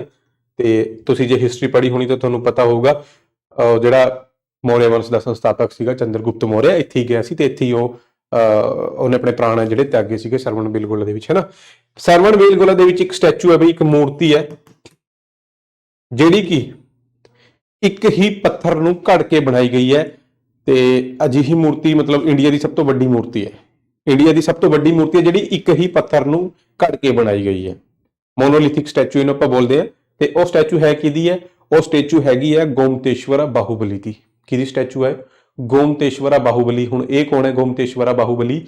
ਗੋਮਤੇਸ਼ਵਰਾ ਬਾਹੂਬਲੀ ਜੈਨ ਧਰਮ ਦੇ ਸਭ ਤੋਂ ਪਹਿਲੇ ਗੁਰੂ, ਜੈਨ ਧਰਮ ਦੇ ਸਭ ਤੋਂ ਪਹਿਲੇ ਤੀਰਥੰਕਰ ਰਿਸ਼ਭਨਾਥ ਯਾਨੀ ਰਿਸ਼ਭਦੇਵ ਜਿਹਨੂੰ ਆਪਾਂ ਕਹਿੰਦੇ ਆ, ਉਹਨਾਂ ਦੇ ਪੁੱਤਰ ਸੀਗੇ। ਜੈਨ ਧਰਮ ਦੇ ਪਹਿਲੇ ਗੁਰੂ ਯਾਨੀ ਪਹਿਲੇ ਤੀਰਥੰਕਰ ਰਿਸ਼ਭਨਾਥ ਜਾਂ ਰਿਸ਼ਭਦੇਵ ਜਿਨ੍ਹਾਂ ਨੂੰ ਕਿਹਾ ਜਾਂਦਾ ਹੈ, ਉਹਨਾਂ ਦੇ ਪੁੱਤਰ ਸੀਗੇ ਗੋਮਤੇਸ਼ਵਰਾ ਬਾਹੂਬਲੀ। ਤੇ ਗੋਮਤੇਸ਼ਵਰਾ ਬਾਹੂਬਲੀ ਦੀ ਇੱਕ ਹੀ ਪੱਥਰ ਤੋਂ ਘੜ ਕੇ ਬਣਾਈ ਗਈ ਉਹ ਮੂਰਤੀ ਹੈਗੀ ਆ ਸਰਵਣ ਬੇਲਗੋਲਾ ਦੇ ਵਿੱਚ। ਉਹ ਇੰਡੀਆ ਦੀ ਸਭ ਤੋਂ ਵੱਡੀ ਮੂਰਤੀ ਹੈ ਜਿਹੜੀ ਇੱਕ ਹੀ ਪੱਥਰ ਤੋਂ ਬਣੀ ਹੈ, ਠੀਕ ਹੈ। ਉਸ ਦਾ ਅਭਿਸ਼ੇਕ ਹੁੰਦਾ ਹੈ, ਉਸ ਦਾ ਅਭਿਸ਼ੇਕ ਹੁੰਦਾ ਹੈ, ਅਭਿਸ਼ੇਕ, ਠੀਕ ਹੈ। ਉਸ ਮੂਰਤੀ ਦਾ ਅਭਿਸ਼ੇਕ ਹੁੰਦਾ ਹੈ 12 ਸਾਲਾਂ ਬਾਅਦ। ਯਾਦ ਰੱਖਣਾ ਹੈ ਉਸੇ ਫੈਸਟੀਵਲ ਨੂੰ ਮਹਾਮਸਤਕ ਅਭਿਸ਼ੇਕ ਫੈਸਟੀਵਲ ਕਿਹਾ ਜਾਂਦਾ ਹੈ, ਠੀਕ ਹੈ। ਪਤਾਡਕਲ ਦੇ ਟੈਂਪਲ ਤੁਹਾਨੂੰ ਡਾਇਰੈਕਟ ਪੁੱਛਦੇ ਆ ਕਿੱਥੇ ਹੈ? ਪਤਾਡਕਲ ਦੇ ਟੈਂਪਲ ਕਰਨਾਟਕਾ ਦੇ ਵਿੱਚ ਹੈ। ਇੱਥੇ ਹੀ ਉਹ ਫੈਸਟੀਵਲ ਮਨਾਇਆ ਜਾਂਦਾ ਹੈ ਗਵਰਨਮੈਂਟ ਵੱਲੋਂ। ਕਰਗਾ ਫੈਸਟੀਵਲ ਵੀ ਉੱਥੇ ਹੀ ਮਨਾਇਆ ਜਾਂਦਾ ਹੈ ਕਰਨਾਟਕ ਦੇ ਵਿੱਚ, ਠੀਕ ਹੈ। ਨੈਕਸਟ ਆ ਜਾਓ ਫਿਰ ਬਈ। ਸਫਾਈ ਦੀਆਂ ਮਾੜੀਆਂ ਸਥਿਤੀਆਂ ਹੇਠ ਲਿਖਿਆਂ ਵਿੱਚੋਂ ਕਿਹੜੀ ਬਿਮਾਰੀਆਂ ਹਾਲਾਤਾਂ ਦਾ ਸੰਭਾਵਿਤ ਕਾਰਨ ਨਹੀਂ ਹੋ ਸਕਦੀਆਂ? ਮਤਲਬ ਜਿਹੜੀ ਪੂਅਰ ਸੈਨੀਟੇਸ਼ਨ ਕੰਡੀਸ਼ਨਸ ਹੈਗੀਆਂ, ਪੂਅਰ ਸੈਨੀਟੇਸ਼ਨ ਕੰਡੀਸ਼ਨ ਕਰਕੇ ਕਿਹੜੀ ਕਿਹੜੀ ਬਿਮਾਰੀ ਫੈਲਦੀ ਹੈ ਤੇ ਇਹਨਾਂ ਵਿੱਚੋਂ ਕਿਹੜੀ ਬਿਮਾਰੀ ਨਹੀਂ ਫੈਲਦੀ, ਠੀਕ ਹੈ ਨਾ। ਤਾਂ ਦੇਖੋ ਬਈ ਟਾਈਫਾਇਡ ਹੈ ਜਿਹੜਾ, ਉਹ ਵੀ ਦੂਸ਼ਿਤ ਖਾਣੇ ਪੀਣੇ ਕਰਕੇ ਹੀ ਫੈਲਦਾ ਟਾਈਫਾਇਡ। ਕੋਲੇਰਾ ਮਤਲਬ ਹੈਜਾ, ਇਹ ਵੀ ਇਦਾਂ ਹੀ ਫੈਲਦਾ ਹੈ। ਅਰਥਰੀਟਿਸ ਨਹੀਂ, ਇਹ ਤਾਂ ਹੱਡੀਆਂ ਦਾ ਜਿਹੜਾ ਗਠੀਆ ਰੋਗ ਹੈ, ਜਿਹੜਾ ਗਠੀਆ ਰੋਗ ਹੁੰਦਾ ਉਸ ਨੂੰ ਆਪਾਂ ਬੋਲਦੇ ਹਾਂ, ਹਨਾ। ਗਠੀਆ ਰੋਗ ਨੂੰ ਹੀ ਇੰਗਲਿਸ਼ 'ਚ ਇਹ ਬੋਲਦੇ ਆ ਆਰਥਰੀਟਿਸ, ਠੀਕ ਹੈ। ਇਹ ਗਠੀਆ ਰੋਗ ਹੈ, ਜੋੜਾਂ ਦੇ ਵਿੱਚ ਦਰਦ ਹੁੰਦਾ ਤਾਂ ਇਹਦਾ ਸੈਨੀਟੇਸ਼ਨ ਦੇ ਨਾਲ ਕੀ ਲੈਣਾ ਦੇਣਾ ਹੈ, ਠੀਕ ਹੈ। ਬਾਕੀ ਪੋਲੀਓ ਦਾ ਵੀ ਸੈਨੀਟੇਸ਼ਨ ਦੇ ਨਾਲ ਲੈਣਾ ਦੇਣਾ ਹੈ ਹੀ ਹੈ। ਤਾਂ ਇਹਦਾ ਰਾਈਟ ਆਨਸਰ ਫਿਰ ਸੀ ਹੋਇਆ ਬਈ। ਰਾਈਟ ਆਨਸਰ ਕੀ ਹੋਇਆ? ਗਠੀਆ ਰੋਗ ਸੀ, ਠੀਕ ਹੈ। ਓਕੇ, ਨੈਕਸਟ ਆ ਜਾਓ ਫਿਰ। ਪਹਾੜਾਂ ਬਾਰੇ ਹੇਠ ਦਿੱਤੇ ਕਥਨਾਂ ਵਿੱਚੋਂ ਕਿਹੜਾ ਸਹੀ ਹੈ? ਸਹੀ ਪੁੱਛਿਆ ਇਹਨਾਂ ਨੇ, ਤਾਂ ਦੇਖਦੇ ਆ ਬਈ ਕਿਹੜਾ ਕਥਨ ਹੈ। ਸਭ ਤੋਂ ਪਹਿਲਾਂ ਆਪਾਂ mountains may be arrange in a line known as range. ਮਤਲਬ ਜਿਹੜੇ ਪਹਾੜ ਹੈ ਉਹ ਇੱਕ ਲਾਈਨ ਦੇ ਵਿੱਚ ਜੇ ਹੁੰਦੇ ਆ ਤਾਂ ਉਹਨਾਂ ਨੂੰ ਆਪਾਂ ਰੇਂਜ ਬੋਲਦੇ ਆ। ਬਿਲਕੁਲ ਸਹੀ ਗੱਲ ਹੈ ਨਾ। ਇੱਕ ਪਰਬਤ, ਮੈਂ ਤੁਹਾਨੂੰ ਪਹਿਲਾਂ ਵੀ ਦੱਸਿਆ, ਇੱਕ ਪਰਬਤ ਨੂੰ ਆਪਾਂ ਮਾਊਂਟੇਨ ਬੋਲਦੇ ਆ ਤੇ ਬਹੁਤ ਸਾਰੇ ਪਰਬਤਾਂ ਦੀ ਜੇ ਪੂਰੀ ਲਾਈਨ ਬਣ ਜਾਂਦੀ ਹੈ ਉਹਨੂੰ ਪਰਬਤ ਸ਼੍ਰੰਖਲਾ ਯਾਨੀ ਮਾਊਂਟੇਨ ਰੇਂਜ ਆਪਾਂ ਕਹਿੰਦੇ ਆ। ਨੋਰਮਲ ਜੀ ਗੱਲ ਹੈ। ਪਹਿਲੀ ਸਟੇਟਮੈਂਟ ਤਾਂ ਸਹੀ ਹੈ ਬਈ। ਅਰਾਵਲੀ ਰੇਂਜ ਇਨ ਇੰਡੀਆ, ਤੁਹਾਨੂੰ ਪਤਾ ਹੈ ਅਰਾਵਲੀ ਆਪਣੇ ਰਾਜਸਥਾਨ ਦੇ ਵਿੱਚ ਹੈਗੀ ਹੈ, ਹਨਾ। Is one of the oldest fold mountain system in the world. ਬਿਲਕੁਲ ਸਹੀ ਗੱਲ ਹੈ। ਪੂਰੀ ਦੁਨੀਆ ਦੇ ਸਭ ਤੋਂ ਪੁਰਾਣੇ ਫੋਲਡ ਮਾਊਂਟੇਨ ਕਿੱਥੇ ਹੈ? ਫੋਲਡ ਮਾਊਂਟੇਨ ਇਹ ਰਾਜਸਥਾਨ ਦੇ ਵਿੱਚ ਹੈ, ਅਰਾਵਲੀ। ਬਈ ਬਿਲਕੁਲ ਸਹੀ ਸਟੇਟਮੈਂਟ ਹੈ, ਕੋਈ ਇਹਦੇ 'ਚ ਸ਼ੱਕ ਨਹੀਂ ਹੈਗਾ। ਅਰਾਵਲੀ ਪਰਬਤ ਸ਼੍ਰੰਖਲਾ ਦਾ ਸਭ ਤੋਂ ਵੱਡਾ ਪਰਬਤ ਤੁਹਾਨੂੰ ਪਤਾ ਹੈ ਗੁਰੂ ਸ਼ਿਖਰ ਹੈ, ਹਨਾ। ਗੁਰੂ ਸ਼ਿਖਰ ਕਿੱਥੇ ਹੈ? ਮਾਊਂਟ ਆਬੂ ਦੇ ਵਿੱਚ ਹੈ। ਉਸ ਤੋਂ ਬਾਅਦ ਬਈ ਮਾਊਂਟ ਕਿਲੀਮਿੰਜਾਰੋ, ਇਹ ਮੈਂ ਤੁਹਾਨੂੰ ਇੱਕ ਦੋ ਦਿਨ ਪਹਿਲਾਂ ਜਿਹੜੀ ਕੋਈ ਇਹੀ ਪ੍ਰਤਾਪੀ ਐਮਸੀਕਿਊ ਸੀਰੀਜ਼ ਦੇ ਵਿੱਚ ਦੱਸਿਆ ਵੀ ਸੀਗਾ, ਹਨਾ। ਮਾਊਂਟ ਕਿਲੀਮਿੰਜਾਰੋ ਅਫਰੀਕਾ ਦੀ ਸਭ ਤੋਂ ਵੱਡੀ ਮਾਊਂਟੇਨ ਹੈ। ਤਾਂ ਇਹਨਾਂ ਨੇ ਲਿਖਿਆ ਹੋਇਆ ਸਾਊਥ ਅਮਰੀਕਾ, ਇਹ ਗਲਤ ਹੈ। ਇੱਥੇ ਆਊਗਾ ਅਫਰੀਕਾ। ਮਾਊਂਟ ਕਿਲੀਮਿੰਜਾਰੋ ਕਿੱਥੇ ਹੈ? ਅਫਰੀਕਾ ਦੇ ਵਿੱਚ ਹੈ। Is an example of volcanic mountain, ਇਹ ਸਹੀ ਹੈ। ਵੋਲਕੈਨਿਕ ਮਾਊਂਟੇਨ ਮਤਲਬ ਇਹ ਜਵਾਲਾਮੁਖੀ ਹੈ, ਬਟ ਇਹ ਸਾਊਥ ਅਮਰੀਕਾ 'ਚ ਨਹੀਂ, ਅਫਰੀਕਾ ਦੇ ਵਿੱਚ ਹੈ। ਤਾਂ ਇਹ ਸਟੇਟਮੈਂਟ ਵੈਸੇ ਗਲਤ ਹੋ ਗਈ, ਇਹਨਾਂ ਦੀ ਲੋਕੇਸ਼ਨ ਹੈ ਜਿਹੜੀ ਗਲਤ ਪਾਈ ਹੈ, ਹਨਾ। ਤਾਂ ਆਪਣੇ ਕੋਲ ਬਸ ਇੱਕ ਤੇ ਦੋ ਸਟੇਟਮੈਂਟ ਸਹੀ ਹੈ, ਯਾਨੀ ਓਨਲੀ 1 ਐਂਡ 2, ਠੀਕ ਹੈ। ਤੇ ਮਾਊਂਟ ਕਿਲੀਮਿੰਜਾਰੋ ਤੰਜ਼ਾਨੀਆ ਦੇਸ਼ ਦੇ ਵਿੱਚ ਹੈ। ਕਿਹੜੇ ਦੇਸ਼ ਦੇ ਵਿੱਚ ਹੈ? ਤੰਜ਼ਾਨੀਆ ਦੇ ਵਿੱਚ ਹੈ। ਅਫਰੀਕਾ ਦੀ ਸਭ ਤੋਂ ਵੱਡੀ ਮਾਊਂਟੇਨ ਹੈ। ਏਸ਼ੀਆ ਤੋਂ ਬਾਹਰ ਕੋਈ ਜੇ ਸਭ ਤੋਂ ਵੱਡੀ ਮਾਊਂਟੇਨ ਹੈ ਤਾਂ ਮਾਊਂਟ ਕਿਲੀਮਿੰਜਾਰੋ ਹੈ ਸਭ ਤੋਂ ਪਹਿਲਾਂ। ਉਸ ਤੋਂ ਬਾਅਦ ਆ ਜਾਓ। ਹੇਠਾਂ ਲਿਖਿਆਂ ਵਿੱਚੋਂ ਕਿਸ ਸ਼ਾਸਕ ਦੇ ਅਧੀਨ ਦਿੱਲੀ ਪਹਿਲੀ ਵਾਰ ਰਾਜਧਾਨੀ ਬਣੀ ਸੀਗੀ? ਤਾਂ ਦਿੱਲੀ, ਜਿਹਨੂੰ ਇੰਦਰਪ੍ਰਸਥ ਕਿਹਾ ਜਾਂਦਾ ਸੀਗਾ ਐਂਸ਼ੀਐਂਟ ਟਾਈਮ ਦੇ ਵਿੱਚ, ਜਾਂ ਜਿਹੜੇ ਆਪਣੇ ਪੁਰਾਣ ਵਗੈਰਾ ਹੈਗੇ ਉਹਨਾਂ ਦੇ ਵਿੱਚ ਇੰਦਰਪ੍ਰਸਥ ਕਿਹਾ ਜਾਂਦਾ। ਤਾਂ ਇਹ ਜਿਹੜੇ ਦਿੱਲੀ ਦੇ ਆਸ-ਪਾਸ ਤੋਮਰ ਰਾਜਪੂਤ ਰਹਿੰਦੇ ਸੀ, ਤੋਮਰ ਰਾਜਪੂਤ ਜਿਹੜੇ ਸੀਗੇ ਉਹਨਾਂ ਨੇ ਇਸ ਨੂੰ ਆਪਣੀ ਕੈਪੀਟਲ ਬਣਾਇਆ ਹੋਇਆ ਸੀਗਾ ਇੰਦਰਪ੍ਰਸਥ ਨੂੰ। ਤੇ ਤੋਮਰਾਂ ਦਾ ਇੱਕ ਰਾਜਾ ਤੁਸੀਂ ਯਾਦ ਰੱਖੋ, ਅਨੰਗਪਾਲ, ਠੀਕ ਹੈ। ਅਨੰਗਪਾਲ ਨੇ ਹੀ ਜਿਹੜਾ ਪੁਰਾਣਾ ਕਿਲਾ ਹੈ ਦਿੱਲੀ ਦਾ ਉਹ ਬਣਾਇਆ ਸੀਗਾ, ਬਈ ਯਾਦ ਰੱਖ ਸਕਦੇ ਹੋ, ਠੀਕ ਹੈ। ਤੇ ਤੋਮਰਾ ਤੋਂ ਬਾਅਦ ਰਾਜ ਆ ਗਿਆ ਅਜਮੇਰ ਦੇ ਚੌਹਾਨਾਂ ਦਾ। ਇਹਨਾਂ ਦਾ ਰਾਜ ਹੈਗਾ ਵੀ ਅਜਮੇਰ ਦੇ ਚੌਹਾਨਾਂ ਦਾ, ਤੇ ਅਜਮੇਰ ਦੇ ਚੌਹਾਨਾਂ ਦਾ ਮਤਲਬ ਪ੍ਰਸਿੱਧ ਰਾਜਾ ਸੀਗਾ ਪ੍ਰਿਥਵੀਰਾਜ ਚੌਹਾਨ। ਠੀਕ ਹੈ, ਇਹ ਤੁਸੀਂ ਸੁਣਿਆ ਹੋਣਾ ਪ੍ਰਿਥਵੀਰਾਜ ਚੌਹਾਨ। ਦੋ ਯੁੱਧ ਇਹਨਾਂ ਦੇ ਹੋਏ ਆ 1100, ਮਤਲਬ ਯੁੱਧ ਤਾਂ ਕਾਫੀ ਹੋਏ ਆ, ਜਿਹੜੇ ਆਪਣੇ ਐਗਜ਼ਾਮ ਪੁਆਇੰਟ ਆਫ ਨਾਲ ਇੰਪੋਰਟੈਂਟ ਹੈ ਉਹ 1191 ਤੇ 1192 ਦੇ ਹੈਗੇ ਹੀ ਆ। ਠੀਕ ਹੈ ਨਾ, ਤਰਾਇਨ ਦਾ ਪਹਿਲਾ ਯੁੱਧ, ਤਰਾਇਨ ਦਾ ਦੂਜਾ ਯੁੱਧ ਪੜ੍ਹਦੇ ਆਏ ਆ ਨਾ ਆਪਾਂ, ਬਸ ਠੀਕ ਹੈ। ਫਿਰ ਆਜੋ ਨੈਕਸਟ ਹੈ which of the following is not a part of flower, ਮਤਲਬ ਫਲਾਵਰ ਦੇ ਇਹਨਾਂ ਵਿੱਚੋਂ ਕਿਹੜਾ ਹਿੱਸਾ ਨਹੀਂ ਹੈ। ਤਾਂ ਇਹ ਥੋੜੇ ਵਧੀਆ ਜਿਹੇ ਕੁਐਸਚਨ ਹੈ ਹਨਾ, ਆਪਣੇ ਪੰਜਾਬ ਵਾਲੇ ਬੱਚੇ ਘੱਟ ਹੀ ਪੜ੍ਹਦੇ ਆ ਇਸ ਤਰ੍ਹਾਂ ਦੇ ਕੁਐਸਚਨਾਂ ਨੂੰ। ਕੋਈ ਨਹੀਂ, ਮੈਂ ਇੱਕ ਕੁਐਸਚਨ ਅਜਿਹੇ ਹਰ ਸੈੱਟ ਦੇ ਵਿੱਚ ਪਾਇਆ ਕਰੂੰਗਾ ਹੁਣ। ਠੀਕ ਹੈ, ਤਾਂ ਇਹ ਬਈ ਗੱਲ ਹੈ ਪੈਟੀਓਲ ਦੀ। ਇਹ ਹੁੰਦੀ ਹੈ ਡੰਠਲ, ਡੰਠਲ ਹੀ ਬੋਲਦੇ ਨਾ ਆਪਾਂ ਪੰਜਾਬੀ ਚ ਹਨਾ। ਮੰਨ ਲਓ ਇਹ ਫੁੱਲ ਹੋ ਗਿਆ, ਉਹਦੇ ਥੱਲੇ ਫਿਰ ਇਹ ਡੰਠਲ ਚੱਲ ਗਈ ਜਿਹੜੀ, ਇਹ ਡੰਠਲ ਹੈ। ਤਾਂ ਇਹ ਫੁੱਲ ਦਾ ਹਿੱਸਾ ਨਹੀਂ ਹੁੰਦੀ ਬਾਈ। ਠੀਕ ਹੈ, ਡੰਠਲ ਹੈ ਜਿਹੜੀ, ਇਹ ਫੁੱਲ ਦਾ ਹਿੱਸਾ ਨਹੀਂ ਹੁੰਦੀ। ਬਾਕੀ ਇਹ ਸਾਰੇ ਫੁੱਲ ਦੇ ਪਾਰਟ ਹੈਗੇ ਆ। ਤੇ ਜਦੋਂ ਆਪਾਂ ਬੋਟਨੀ ਪੜਾਂਗੇ, ਬੋਟਨੀ ਮਤਲਬ ਜੰਤੂ ਵਿਗਿਆਨ, ਇਹ ਜਿਹੜਾ ਬਨਸਪਤੀ ਵਿਗਿਆਨ ਹੈ, ਇਹ ਪੜਾਂਗੇ ਫਿਰ ਦੇਖਾਂਗੇ ਇਹਨੂੰ। ਹੇਠਾਂ ਲਿਖੀ ਬਿਮਾਰੀਆਂ ਵਿੱਚੋਂ ਕਿਹੜੀ ਬਿਮਾਰੀ ਨੂੰ ਟੀਕਾਕਰਨ ਦੁਆਰਾ ਰੋਕਿਆ ਨਹੀਂ ਜਾ ਸਕਦਾ? ਟੀਕਾਕਰਨ ਦੁਆਰਾ ਮਤਲਬ ਵੈਕਸੀਨੇਸ਼ਨ ਦੀ ਲੋੜ ਨਹੀਂ ਉਸ ਬਿਮਾਰੀ ਨੂੰ ਰੋਕਣ ਵਾਸਤੇ। ਤਾਂ ਇਹ ਗੱਲ ਹੋ ਰਹੀ ਹੈ ਬਈ ਬੇਰੀ ਬੇਰੀ ਦੀ। ਕਿਹੜੀ ਗੱਲ ਹੋ ਰਹੀ ਹੈ?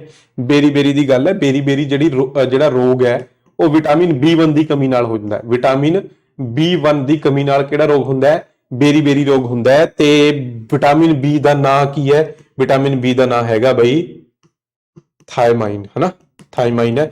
ਤਾਂ ਥਾਇਮਾਈਨ ਦੀ ਕਮੀ ਨਾਲ ਬੇਰੀ ਬੇਰੀ ਹੋ ਜਾਂਦਾ ਹੈ। ਥਾਇਮਾਈਨ ਦੀ ਕਮੀ ਸਾਡੀ ਬੋਡੀ 'ਚ ਹੋਗੀ, ਸਾਨੂੰ ਕਿਹੜਾ ਰੋਗ ਹੋ ਜਾਏਗਾ? ਬੇਰੀ ਬੇਰੀ। ਤਾਂ ਵੈਕਸੀਨੇਸ਼ਨ ਦੀ ਲੋੜ ਨਹੀਂ, ਇਸ ਕਮੀ ਨੂੰ ਦੂਰ ਕਰ ਲਓ, ਠੀਕ ਹੋ ਜਾਏਗਾ।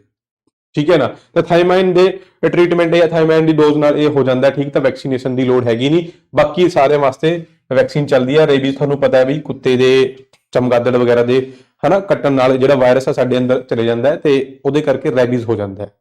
ਠੀਕ ਹੈ, ਰੈਬੀਜ਼ ਦਾ ਟੀਕਾ ਕਿਹਨੇ ਬਣਾਇਆ ਸੀ? ਵੈਕਸੀਨ ਉਹ ਬਣਾਈ ਸੀਗੀ ਲੂਇਸ ਪਾਸਚਰ ਨੇ। ਕਿਹਨੇ ਬਣਾਈ ਸੀ? ਫਰਾਂਸ ਦਾ ਵਿਗਿਆਨਿਕ ਸੀਗਾ, ਕੈਮਿਸਟ ਸੀਗਾ ਲੂਇਸ ਪਾਸਚਰ, ਉਹਨੇ ਬਣਾਈ ਸੀਗੀ ਰੈਬੀਜ਼ ਦੀ ਵੈਕਸੀਨ। ਤੇ ਟਾਈਫਾਇਡ, ਮੀਜ਼ਲਸ, ਇਹ ਸਾਰੇ ਟਾਈਫਾਇਡ ਉਹਦੇ ਨਾਲ ਵੈਕਸੀਨੇਸ਼ਨ ਨਾਲ ਠੀਕ ਹੋ ਜਾਂਦੇ ਆ। ਮੀਜ਼ਲਸ ਦੀ ਨਾ ਵੈਕਸੀਨ ਪੁੱਛ ਲੈਂਦੇ ਆ ਕਈ ਵਾਰ, MMR ਹੈ, ਇਹ ਯਾਦ ਰੱਖ ਲਿਓ ਬਈ।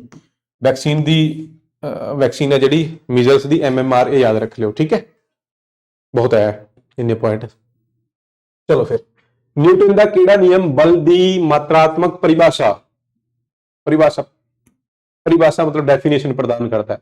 ਦੇਖੋ ਬਈ, ਜਿਨ੍ਹਾਂ ਨੇ 10ਵੀਂ ਤੱਕ ਵੀ ਸਾਇੰਸ ਪੜ੍ਹੀ ਹੈ, ਮੈਂ ਪਲੱਸ 2 ਵਾਲਿਆਂ ਦੀ ਗੱਲ ਨਹੀਂ ਕਰਦਾ, ਜਿਨ੍ਹਾਂ ਨੇ ਨੋਨ ਮੈਡੀਕਲੀ 10ਵੀਂ ਵਾਲੇ ਨੇ ਵੀ, ਉਹਨੂੰ ਇੰਨਾ ਤਾਂ ਯਾਦ ਹੁੰਦਾ ਹੈ। ਸਾਨੂੰ ਬਚਪਨ 'ਚ ਰੱਟਾ ਲਵਾਇਆ ਜਾਂਦਾ F physical to MA, F physical to MA।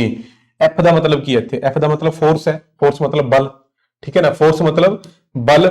M ਦਾ ਮਤਲਬ ਮਾਸ ਇਨਟੂ ਐਕਸਲਰੇਸ਼ਨ, ਇਹ ਮਾਸ ਹੋ ਗਿਆ, ਇਹ ਐਕਸਲਰੇਸ਼ਨ ਹੋ ਗਿਆ। ਠੀਕ ਹੈ, ਤਾਂ ਇਹ ਕਿਹੜਾ ਨਿਯਮ ਹੈ? F ਫਿਜ਼ੀਕਲ ਟੂ MA ਕਿਹੜਾ ਨਿਯਮ ਹੈ? ਦੂਜਾ ਨਿਯਮ ਹੈ। ਕਿਹੜਾ ਨਹੀਂ? ਦੂਜਾ ਹੈ ਤੇ ਹਾਂ, ਇਹ ਹੈਗਾ ਨਿਊਟਨ ਦਾ ਦੂਜਾ ਨਿਯਮ ਹੈ ਬਈ। F physical to MA Newton ਦਾ ਦੂਜਾ ਨਿਯਮ। ਇਹਦੇ ਤੋਂ ਹੀ ਤਾਂ ਸਾਨੂੰ ਪਤਾ ਲੱਗਦਾ ਹੈ ਫੋਰਸ ਦਾ। ਸਮਝੋ ਨਹੀਂ ਕਿਆ? F ਫਿਜ਼ੀਕਲ ਟੂ MA, ਤਾਂ ਨਿਊਟਨ ਦਾ ਦੂਜਾ ਨਿਯਮ ਇਹ ਹੋ ਗਿਆ। ਨੈਕਸਟ, ਨਿਊਟਨ ਦੇ ਟੋਟਲ ਨਿਯਮ ਪਤਾ ਨਾ? 3 ਹੈ। ਹਾਂਜੀ, ਸਰੀਰ ਵਿੱਚੋਂ ਬਦਬੂ ਖਾਸ ਕਰਕੇ ਗਰਮੀਆਂ ਵਿੱਚ ਪਸੀਨੇ ਉੱਤੇ ਡੈਸ਼ ਦੀ ਕਿਰਿਆ ਕਾਰਨ ਹੁੰਦੀ ਹੈ। ਡੈਸ਼ ਦੀ ਕਿਰਿਆ ਮਤਲਬ ਪਸੀਨੇ ਦੇ ਨਾਲ ਕੀ ਚੀਜ਼ ਕਿਰਿਆ ਕਰਦੀ ਹੈ ਜਿਹਦੇ ਕਰਕੇ ਗਰਮੀਆਂ ਦੇ ਵਿੱਚ ਬਦਬੂ ਆਉਂਦੀ ਹੈ ਸਰੀਰ ਤੋਂ? ਠੀਕ ਹੈ, ਤਾਂ ਇਹ ਹੈਗਾ ਵੀ ਬੈਕਟੀਰੀਆ। ਇਹਦਾ ਅਨਸਰ ਬੈਕਟੀਰੀਆ ਕਿਰਿਆ ਕਰਦਾ ਹੈ ਪਸੀਨੇ ਦੇ ਨਾਲ, ਜਿਹਦੇ ਕਰਕੇ ਜਿਹੜੀ ਸਮੈਲ ਹੈ, ਫੌਲ ਸਮੈਲ ਜਾਂ ਬਦਬੂ ਜਿਹੜੀ ਕ੍ਰੀਏਟ ਹੁੰਦੀ ਹੈ ਉਹ ਆਉਂਦੀ ਹੈ। ਓਕੇ, ਤੇ ਐਸਿਡ ਪੁੱਛ ਲੈਂਦੇ ਕਈ ਵਾਰ। ਕਿਹੜਾ ਐਸਿਡ ਹੁੰਦਾ ਪਸੀਨੇ ਦੇ ਵਿੱਚ? ਕਿਹੜਾ ਐਸਿਡ ਹੁੰਦਾ? ਤਾਂ ਪਸੀਨੇ ਦੇ ਵਿੱਚ ਹੁੰਦਾ ਲੈਕਟਿਕ ਐਸਿਡ। ਪਸੀਨੇ ਦੇ ਵਿੱਚ ਕਿਹੜਾ ਐਸਿਡ ਹੁੰਦਾ? ਲੈਕਟਿਕ ਐਸਿਡ ਹੁੰਦਾ, ਤੇ ਨਾਲੇ ਯੂਰੀਆ ਵੀ ਹੁੰਦਾ ਹੈ। ਠੀਕ ਹੈ, ਯੂਰੀਆ ਕੋਈ ਐਸਿਡ ਨਹੀਂ ਹੈਗਾ, ਮਤਲਬ ਲੈਕਟਿਕ ਐਸਿਡ ਹੁੰਦਾ ਤੇ ਯੂਰੀਆ ਹੁੰਦਾ, ਇਹ ਯਾਦ ਰੱਖਣਾ। ਤੇ ਇਹ ਜਦੋਂ ਬੈਕਟੀਰੀਆ ਦੇ ਨਾਲ ਰਿਐਕਟ ਕਰਦੇ ਆ ਤਾਂ ਸਮੈਲ ਕ੍ਰੀਏਟ ਹੁੰਦੀ ਹੈ, ਸਮੈਲ ਆਉਂਦੀ ਹੈ। ਓਕੇ, ਨੈਕਸਟ ਆ ਜਾਓ ਜੀ। ਹੇਠਾਂ ਦਿੱਤੇ ਵਿੱਚੋਂ ਕਿਸ ਨੇ ਸਭ ਤੋਂ ਪਹਿਲਾਂ ਇਹ ਦਲੀਲ ਦਿੱਤੀ ਕਿ ਉੱਚ ਘਾਟੇ ਦੇ ਬਾਵਜੂਦ ਵੀ ਲੋਕ ਜ਼ਿਆਦਾ ਬਚਾਉਂਦੇ ਹਨ? ਜਿਹੜੇ ਹਾਈ ਡੈਫਿਸਿਟ ਫੇਸ ਕਰ ਰਹੇ ਆ ਉਹ ਪੀਪਲ ਵੀ ਜ਼ਿਆਦਾ ਸੇਵ ਕਰਦੇ ਆ। ਉਹ ਗੱਲ ਹੈਗੀ ਹੈ ਡੇਵਿਡ ਰਿਕਾਰਡੋ ਦੀ। ਬਸ ਇੰਨਾ ਯਾਦ ਰੱਖਣਾ ਹੈ ਅਜਿਹੇ ਉਟਪਟਾਂਗ ਕੁਐਸਚਨਾਂ ਨੂੰ। ਚਲੋਗੇ, ਭਾਰਤ ਦੇ ਕੁੱਲ ਘਰੇਲੂ ਉਤਪਾਦਨ GDP ਦਾ ਮੁੱਲ PIB ਦੁਆਰਾ ਡੈਸ਼ ਵਿੱਚ ਪ੍ਰਕਾਸ਼ਿਤ ਕੀਤਾ ਗਿਆ ਹੈ। ਤਾਂ ਜਿਹੜੀ GDP ਆਈ ਹੈ, ਦੱਸੀ ਗਈ ਹੈ, ਉਹ ਕਿਹਦੇ ਚ ਪ੍ਰਕਾਸ਼ਿਤ ਕੀਤੀ ਗਈ ਹੈ ਬਈ? ਇੰਡੀਆ ਦੀ ਜੀਡੀਪੀ ਰੁਪਈਆਂ ਚ ਦੱਸਣਗੇ ਨਾ, ਇਸ ਸੰਸਥਾ ਨੇ ਰੁਪਈਏ ਚ ਦੱਸੀ ਹੋਈ ਹੈ, ਬਸ ਇਹ ਯਾਦ ਰੱਖਣਾ ਹੈ, ਫालतू ਨਹੀਂ। ਨੈਕਸਟ, ਧਰਤੀ ਦੀ ਸਤਹ ਦੇ ਕੁੱਲ ਪਾਣੀ ਦਾ ਲਗਭਗ ਕਿੰਨਾ % ਪੂਰਨ ਅੰਕ ਦੇ ਨਜ਼ਦੀਕ, ਮਤਲਬ ਅਪਰੋਕਸ ਵੈਲਿਊ ਦੀ ਗੱਲ ਹੋ ਰਹੀ ਹੈ। ਧਰਤੀ ਦੀ ਸਤਹ ਤੇ, ਮਤਲਬ ਧਰਤੀ ਦੀ ਸਤਹ ਤੇ ਜਿੰਨਾ ਵੀ ਪਾਣੀ ਹੈਗਾ ਆ, ਠੀਕ ਹੈ, ਉਹਦਾ ਕਿੰਨਾ % ਸਿਰਫ ਸਮੁੰਦਰਾਂ ਦੁਆਰਾ ਬਣਾਇਆ ਗਿਆ? ਕਿੰਨਾ %? ਠੀਕ ਹੈ, ਆਪਾਂ ਬੋਲਦੇ ਆ ਨਾ ਕਿ ਹਾਂ ਧਰਤੀ ਦੀ ਸਤਹ ਤੇ 71% ਪਾਣੀ ਹੈ, ਇਹ ਉਹ, ਤਾਂ ਉਸ ਟੋਟਲ ਪਾਣੀ ਦੇ ਵਿੱਚੋਂ ਸਮੁੰਦਰਾਂ ਕੋਲ ਕਿੰਨਾ ਪਾਣੀ ਹੈ? ਤਾਂ ਇਹ ਗੱਲ ਹੈਗੀ ਹੈ 97%। ਕਿੰਨਾ ਹੈ? 97। ਮਤਲਬ ਜਿੰਨੇ ਏਰੀਏ ਦੇ ਵਿੱਚ ਪਾਣੀ ਹੈਗਾ ਧਰਤੀ ਦੇ ਉੱਤੇ, ਉਸ ਏਰੀਏ ਦੇ ਵਿੱਚੋਂ 97% ਸਮੁੰਦਰਾਂ ਕੋਲ ਹੈ। 97 ਕਿਹਦੇ ਕੋਲ ਹੈ? ਸਮੁੰਦਰਾਂ ਕੋਲ ਹੈ। ਕਿੰਨੇ ਸਮੁੰਦਰ ਹੈਗੇ ਆ ਆਪਣੇ? ਮਹਾਸਾਗਰ 5 ਹੈਗੇ ਆ। ਸਭ ਤੋਂ ਵੱਡਾ ਬੱਚਿਆਂ ਵਾਲਾ ਕੁਐਸਚਨ ਹੈ, ਪ੍ਰਸ਼ਾਂਤ ਮਹਾਸਾਗਰ। ਸਭ ਤੋਂ ਛੋਟਾ ਆਰਕਟਿਕ ਮਹਾਸਾਗਰ। ਸਭ ਤੋਂ ਡੂੰਘਾ ਪ੍ਰਸ਼ਾਂਤ ਮਹਾਸਾਗਰ। ਤੀਜੇ ਨੰਬਰ ਤੇ ਆਪਣਾ ਹਿੰਦ ਮਹਾਸਾਗਰ ਹੈ, ਇੰਡੀਅਨ ਓਸ਼ਨ। ਦੂਜੇ ਤੇ ਅਟਲਾਂਟਿਕ ਹੈ, ਤੇ ਐਸ ਸ਼ੇਪ ਕਿਹਦੀ ਹੈ? ਅਟਲਾਂਟਿਕ ਦੀ ਹੈ। ਐਸ ਸ਼ੇਪ ਕਿਹੜੇ ਮਹਾਸਾਗਰ ਦੀ ਹੈ? ਅਟਲਾਂਟਿਕ ਦੀ। ਓਕੇ। ਹੇਠਾਂ ਲਿਖੇ ਵਿੱਚੋਂ ਕਿਹੜੀ ਕਿਤਾਬ ਅਰੁਣਧਤੀ ਰਾਏ ਦੁਆਰਾ ਨਹੀਂ ਲਿਖੀ ਗਈ ਹੈ ਬਈ? ਨਹੀਂ ਪੁੱਛੀ ਇਹਨਾਂ ਨੇ। ਇਹ ਜਿਹੜੀ ਕਿਤਾਬ ਹੈ ਨਾ, private life of N Indian Prince, ਇਹ ਮੁਲਕ ਰਾਜ ਆਨੰਦ ਦੀ ਕਿਤਾਬ ਹੈ। ਮੁਲਕ ਰਾਜ ਆਨੰਦ, ਠੀਕ ਹੈ। ਬਾਕੀ ਕੈਪੀਟਲਿਜ਼ਮ ਹੋ ਗਿਆ, ਗੋਡ ਆਫ ਸਮਾਲ ਥਿੰਗ, ਓਏ ਹੋਏ ਬਹੁਤ ਜ਼ਿਆਦਾ ਇੰਪੋਰਟੈਂਟ ਹੈ, ਬਹੁਤ ਹੀ ਜ਼ਿਆਦਾ। ਇਹ ਜਿਹੜੀ ਬੁੱਕ ਹੈ ਨਾ, ਦਾ ਗੋਡ ਆਫ ਸਮਾਲ ਥਿੰਗਸ, ਤੁਹਾਨੂੰ ਨੀਂਦ ਵਿੱਚ ਵੀ ਯਾਦ ਹੋਣੀ ਚਾਹੀਦੀ ਹੈ। ਕੋਈ ਤੁਹਾਨੂੰ ਸੌਂਦੇ ਹੋਏ ਪੁੱਛੇ ਕਿ ਗੋਡ ਆਫ ਸਮਾਲ ਥਿੰਗ ਕਿਹਦੀ ਰਚਨਾ ਹੈ, ਕਿਹਨੇ ਲਿਖੀ ਹੈ? ਅਰੁਣਧਤੀ ਰੋਏ ਨੇ। ਕਿਉਂ?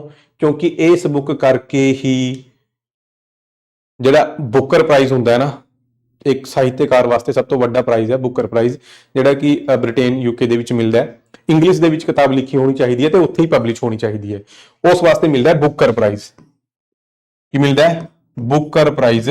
ਤੇ ਇਸ ਬੁੱਕ ਵਾਸਤੇ ਬੁੱਕਰ ਪ੍ਰਾਈਜ਼ ਮਿਲਿਆ ਸੀਗਾ ਅਰੁਣਧਤੀ ਰੋਏ ਨੂੰ। ਗੱਲ ਹੈਗੀ ਹੈ 97 ਵਿੱਚ ਮਿਲਿਆ ਸੀ, ਮੇਬੀ 97 ਵਿੱਚ ਮਿਲਿਆ ਸੀਗਾ ਬੁੱਕਰ ਪ੍ਰਾਈਜ਼। ਠੀਕ ਹੈ, ਯਾਦ ਰੱਖਣਾ ਹੈ। ਗੋਡ ਆਫ ਸਮਾਲ ਥਿੰਗਸ ਬਹੁਤ ਇੰਪੋਰਟੈਂਟ ਹੈ, ਤੇ ਇਹ ਵੀ ਇਹਦੀ ਹੀ ਰਚਨਾ ਹੈ ਅਰੁਣਧਤੀ ਰੋਏ ਦੀ। ਮੇਨ ਗੱਲ ਕੀ ਹੈ? ਇਹਦਾ ਆਨਸਰ ਹੈ B ਕੁਐਸਚਨ ਦਾ, ਜਿਹੜੀ ਅਰੁਣਧਤੀ ਰੋਏ ਨੇ ਕਿਤਾਬ ਨਹੀਂ ਲਿਖੀ। ਠੀਕ ਹੈ, ਚਲੋ ਆ ਜਾਓ ਅੱਗੇ।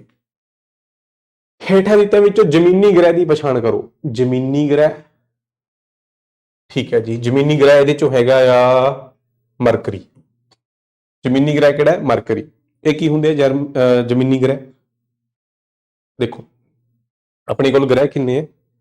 8 ਗ੍ਰਹਿ ਹੈਗੇ ਆ ਫਿਲਹਾਲ। ਪਹਿਲਾਂ 9 ਹੁੰਦੇ ਸੀ ਕਦੀ ਦੇ ਟਾਈਮ ਦੇ ਵਿੱਚ, ਬੀਤੇ ਜ਼ਮਾਨੇ ਕੀ ਬਾतें हैं ये। तो ਇੱਧਰ ਕੌਣ ਹੈ ਬਈ? ਇੱਧਰ ਹੈਗਾ ਫਾਦਰ। ਫਾਦਰ ਮਤਲਬ ਸੂਰਜ ਦੀ ਗੱਲ ਹੋ ਰਹੀ ਹੈ, ਆਪਣੇ solar system the father. Father of solar system ਕੌਣ ਹੈ? ਸੂਰਯਦੇਵ। ਸਭ ਤੋਂ ਪਹਿਲਾ ਗ੍ਰਹਿ ਮਰਕਰੀ, ਮਰਕਰੀ ਯਾਨੀ ਬੁੱਧ। ਦੂਜੇ ਨੰਬਰ ਤੇ ਵੀਨਸ, ਵੀਨਸ ਯਾਨੀ ਕਿ ਸ਼ੁੱਕਰ। ਤੀਜੇ ਨੰਬਰ ਤੇ ਧਰਤੀ ਆ ਗਈ ਆਪਣੀ ਪ੍ਰਿਥਵੀ ਯਾਨੀ ਅਰਥ। ਚੌਥੇ ਨੰਬਰ ਤੇ ਆ ਗਿਆ ਮੰਗਲ ਯਾਨੀ ਕਿ ਮਾਰਸ। ਠੀਕ ਹੈ, ਇਹ ਪਹਿਲੇ 4 ਗ੍ਰਹਿ ਜਿਹੜੇ ਹੈਗੇ ਆ, ਇਹਨਾਂ ਨੂੰ ਆਪਾਂ ਬੋਲਦੇ ਆ ਇਨਰ ਪਲੈਨਟਸ। ਕੀ ਬੋਲਦੇ ਆ? ਇਨਰ ਪਲੈਨਟਸ ਯਾਨੀ ਅੰਦਰੂਨੀ ਗ੍ਰਹਿ, ਯਾਨੀ ਕਿ ਜ਼ਮੀਨੀ ਗ੍ਰਹਿ ਇਹਨਾਂ ਨੂੰ ਬੋਲਦੇ ਆ। ਜ਼ਮੀਨੀ ਗ੍ਰਹਿ ਯਾਨੀ ਕਿ ਟੈਰੇਸਟਰੀਅਲ ਪਲੈਨਟਸ। ਠੀਕ ਹੈ, ਇਸ ਤੋਂ ਬਾਅਦ ਸ਼ੁਰੂ ਹੁੰਦਾ ਹੈ ਬਈ ਜੁਪੀਟਰ। ਜੁਪੀਟਰ यानी कि बृहस्पति। शनिदेव, सैटर्न यानी शनि। यूरेनस यानी कि अरुण। नैपचून यानी कि वरुण। ठीक है ना, ਇਹ 4 ਜਿਹੜੇ ਹੈਗੇ ਆ ਬਹੁਤ ਵੱਡੇ ਵੱਡੇ ਆ। ਤਾਂ ਇਹਨਾਂ ਦਾ ਆਕਾਰ ਦੇਖੋ ਤੇ ਇਹਨਾਂ ਦਾ ਆਕਾਰ ਦੇਖੋ। ਇਹਨਾਂ ਚਾਰਾਂ ਨੂੰ ਬੋਲੇ ਜਾਂਦਾ ਹੈ ਬਾਹਰੀ ਗ੍ਰਹਿ, ਆਊਟਰ ਪਲੈਨਟ। Outer planet. ਤੇ ਇਹ ਜ਼ਮੀਨੀ ਗ੍ਰਹਿ ਨਹੀਂ ਹੈਗੇ ਕਿਉਂਕਿ ਇਹ ਚੱਟਾਨਾਂ ਦੇ ਨਹੀਂ ਬਣੇ ਹੋਏ, ਇਹ ਗੈਸਾਂ ਦੇ ਬਣੇ ਹੋਏ ਆ, ਤਾਂ ਇਹਨਾਂ ਨੂੰ ਗੈਸੀਅਸ ਪਲੈਨਟ ਵੀ ਬੋਲ ਦਿੰਦੇ ਆ। ਗੈਸੀਅਸ ਪਲੈਨਟ, ਜੈਂਟ ਪਲੈਨਟ ਬਹੁਤ ਵੱਡੇ ਵੱਡੇ ਆ ਨਾ, ਜੈਂਟ ਪਲੈਨਟ। ਜੋਵੀਅਲ ਪਲੈਨਟ ਬਹੁਤ ਨਾਂ ਇਹਨਾਂ ਦੇ ਹੈਗੇ, ਜੋਵੀਅਲ ਪਲੈਨਟ, ਜੈਂਟ ਪਲੈਨਟ, ਹਨਾ, ਗੈਸੀਅਸ ਪਲੈਨਟ, ਆਊਟਰ ਪਲੈਨਟ। ਇਹਨਾਂ ਦੇ ਹੀ ਨਾਂ ਹੈਗੇ ਆ ਪਤੰਦਰਾਂ ਦੇ, ਚਾਰਾਂ ਦੇ। ਇਹ ਦੇਖ ਲਿਓ, ਇਹ 4 ਬਹੁਤ ਛੋਟੇ ਛੋਟੇ ਵਿਚਾਰੇ ਗਰੀਬ ਆਦਮੀ, ਇਹ ਅਲੱਗ ਹੈ, ਇਹ ਵੱਡੇ ਵੱਡੇ ਅਲੱਗ ਹੈ ਬਈ। ਠੀਕ ਹੈ, ਇਹ ਅੰਦਰੂਨੀ ਹੈ, ਇਹ ਬਾਹਰੀ ਹੈ। ਇਹਨਾਂ ਦੇ ਵਿੱਚ ਮਿਲਦੇ ਆ ਛੋਟੇ ਛੋਟੇ ਟੁਕੜੇ, ਬਹੁਤ ਹਜ਼ਾਰਾਂ ਦੇ ਵਿੱਚ, ਬਹੁਤ ਹਜ਼ਾਰਾਂ ਦੇ ਵਿੱਚ ਛੋਟੇ ਛੋਟੇ ਟੁਕੜੇ ਆ, ਜਿਹਨਾਂ ਨੂੰ ਆਪਾਂ ਐਸਟਰੋਇਡਸ ਬੋਲਦੇ ਆ। ਕੀ ਬੋਲਦੇ ਆ? ਐਸਟਰੋਇਡਸ। ਤਾਂ ਕਈ ਵਾਰ ਇਹ ਵੀ ਆ ਜਾਂਦਾ ਹੈ ਐਸਟਰੋਇਡਸ ਕਿੱਥੇ ਮਿਲਦੇ ਆ? ਐਸਟਰੋਇਡ ਮਿਲਦੇ ਆ ਮੰਗਲ ਤੇ ਜੁਪੀਟਰ ਦੇ ਵਿੱਚ। ਮੰਗਲ ਤੇ ਜੁਪੀਟਰ ਦੇ ਵਿੱਚ, ਠੀਕ ਹੈ। ਐਸਟਰੋਇਡ ਜਿਹਨੂੰ ਛੁੱਦਰ ਗ੍ਰਹਿ ਬੋਲਦੇ ਆ ਉਹ ਮਿਲਦੇ ਆ।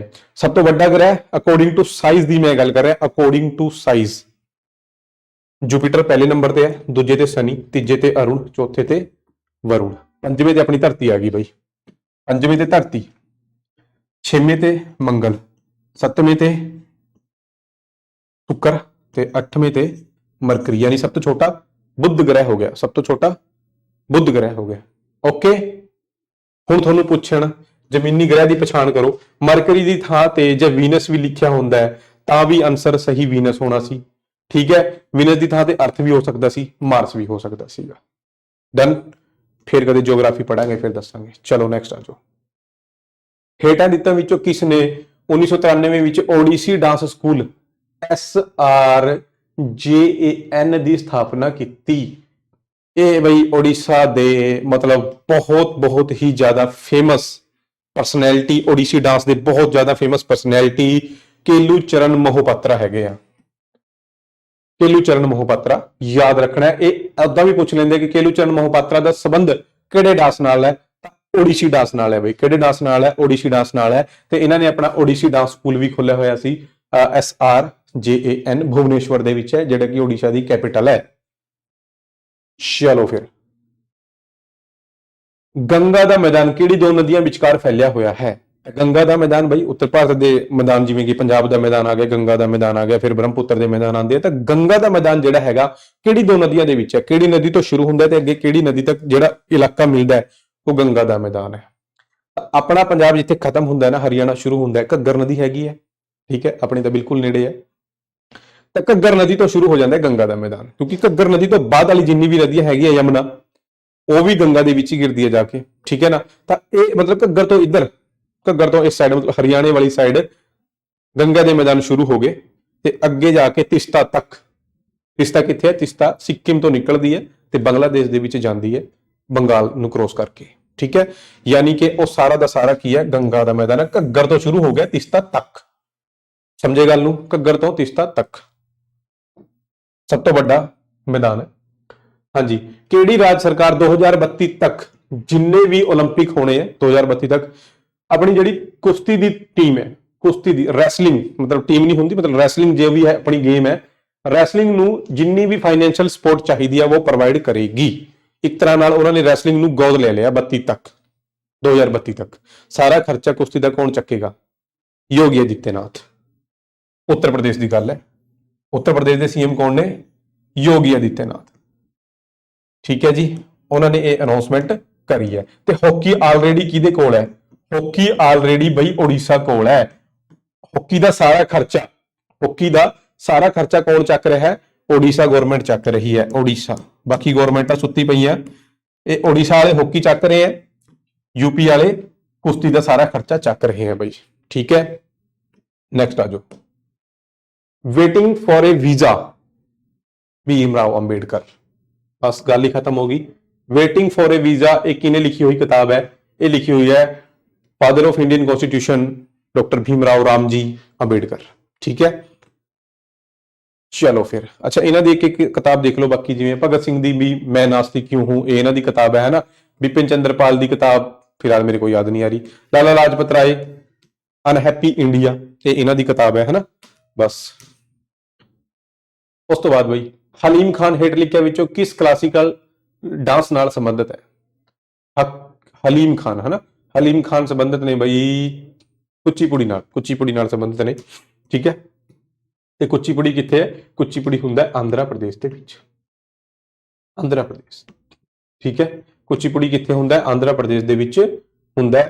ते बाकी ये जिहड़े डांस हैगे आ, जिवें भरतनाट्यम तमिलनाडु दा है, कथक यूपी दा है, कथकली नहीं, कथकली केरल दा है, कथक यूपी दा है, मोहिनीअट्टम केरल दा है, मोहिनीअट्टम केरल ਦਾ ਹੋ ਗਿਆ, ਠੀਕ ਹੈ।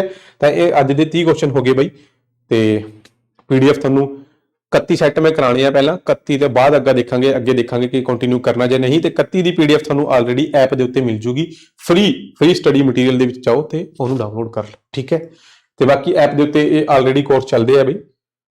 ਪੜਾਉਣ ਦਾ ਵੇ ਤੁਹਾਨੂੰ ਵਧੀਆ ਲੱਗਦਾ ਹੈ? ਮੈਥ ਦੀ ਕਲਾਸ ਸ਼ਾਮ ਨੂੰ 6:30 ਵਜੇ ਹੁੰਦੀ ਹੈ ਉਸ ਤੋਂ ਬਾਹਰ ਮੈਥ ਪੜਨ ਦੀ ਲੋੜ ਨਹੀਂ। ਜੇ ਮੈਥ ਤੋਂ ਦੁਖੀ ਹੋ ਚੁੱਕੇ ਹੋ, ਫੈਡ ਅਪ ਹੋ ਚੁੱਕੇ ਹੋ, ਕहीं ਕਿਤੇ ਕੋਈ ਮੈਥ ਸਮਝ ਨਹੀਂ ਆਉਂਦਾ ਕਿਸੇ ਅਕੈਡਮੀ ਦਾ, ਇੱਥੇ ਆਓ, ਸਾਡੀ ਗਾਰੰਟੀ ਹੈ ਮੈਥ ਬਿਲਕੁਲ ਜ਼ੀਰੋ ਤੋਂ ਸਮਝ ਆਊਗਾ, ਐਨ ਤਸੱਲੀ ਬਖਸ਼। ਠੀਕ ਹੈ ਨਾ। ਤਾਂ ਇਹ ਪੰਜਾਬ ਪੁਲਿਸ ਦਾ ਬੈਚ ਹੈ ਵੀ 2023, ਇਹ ਪਟਵਾਰੀ ਦਾ ਬੈਚ ਹੈ, ਇਹ ਇੰਡੀਅਨ ਪੋਲਿਟੀ। ਠੀਕ ਹੈ, ਇਸ ਤੋਂ ਸਸਤੀ ਇੰਡੀਅਨ ਪੋਲਿਟੀ ਤੁਹਾਨੂੰ ਕੋਈ ਨਹੀਂ ਕਰਾ ਰਿਹਾ ਪੂਰੇ ਪੰਜਾਬ ਦੇ ਵਿੱਚ। ਠੀਕ ਹੈ ਨਾ। ਤਾਂ ਕਲਾਸਾਂ ਪਈਆਂ ਇਹਦੇ ਚ, ਸਾਰੀ ਥਿਉਰੀ ਦੀ ਕਲਾਸਾਂ, ਪ੍ਰੈਕਟਿਸ ਦੀ ਕਲਾਸਾਂ ਹੈਗੀਆਂ, ਪ੍ਰੈਕਟਿਸ ਦੀ ਪੀਡੀਐਫ ਹੈ, ਤੇ ਪੀਡੀਐਫ ਤੁਹਾਨੂੰ ਤੁਰੰਤ, ਮਤਲਬ ਇਹ ਨਹੀਂ ਕਿ ਤੁਹਾਨੂੰ ਵੇਟ ਕਰਨੀ ਪਏਗੀ, ਉਹਦੇ ਚ ਆਲਰੇਡੀ ਪੀਡੀਐਫ ਅਪਲੋਡ ਹੈ, ਜਾਓ ਇਹਨੂੰ ਡਾਊਨਲੋਡ ਕਰ ਲਓ। ਠੀਕ ਹੈ। ਬਾਕੀ ਹੋਰ ਕੋਰਸਿਸ ਵੀ ਹੈਗੇ ਆ ਬਈ, ਪ੍ਰਤਾਪੀ ਬੈਚ ਆ, ਜੇ ਤੁਸੀਂ ਸੀਜੀਐਲ ਵਗੈਰਾ ਦੀ ਪ੍ਰੀਪਰੇਸ਼ਨ ਕਰਨੀ ਹੈ, ਪ੍ਰਤਾਪੀ ਬੈਚ ਹੈਗਾ। ਮੈਥ ਦਾ ਅਲੱਗ ਤੋਂ ਵੀ ਬੈਚ ਹੈਗਾ ਆ, ਤੇ ਜੀਕੇ ਜੀਐਸ ਦਾ ਵੀ ਬੈਚ ਹੈ। ਜੇ ਸਿਰਫ ਜੀਕੇ ਪੜ੍ਹਨੀ ਹੈ ਤਾਂ ਇਹ ਬੈਚ ਹੈਗਾ ਮੇਰਾ। ਬਾਕੀ ਦੇਖ ਲਿਓ ਐਪ ਦੇ ਉੱਤੇ ਜਾ ਕੇ ਯਾਰ। ਠੀਕ ਹੈ ਨਾ, ਕੋਈ ਚੱਕਰ ਨਹੀਂ। ਓਕੇ, ਫਿਰ ਮਿਲਦੇ ਹਾਂ ਤੁਹਾਨੂੰ ਨੈਕਸਟ ਕਲਾਸ ਦੇ ਵਿੱਚ। Thank you very much.